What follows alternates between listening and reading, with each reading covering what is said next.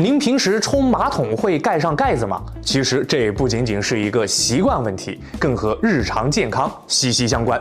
冲水时水流急速旋转，会带动大量肉眼不可见的气溶胶微粒，这些微粒可能携带细菌，并迅速扩散到卫生间空气中，飘落在牙刷、毛巾等物品表面。虽然具体扩散高度和均量会因马桶型号、水压等因素有所不同，但专家仍建议冲水时最好盖上马桶盖。这一简单动作可以有效减少气溶胶的产生和传播，降低潜在的卫生风险。尤其对家庭中有婴幼儿或免疫力较弱成员的情况更有意义。养成盖马桶盖冲水的习惯，是维护卫生间洁净、守护健康的一道简单而有效的防线。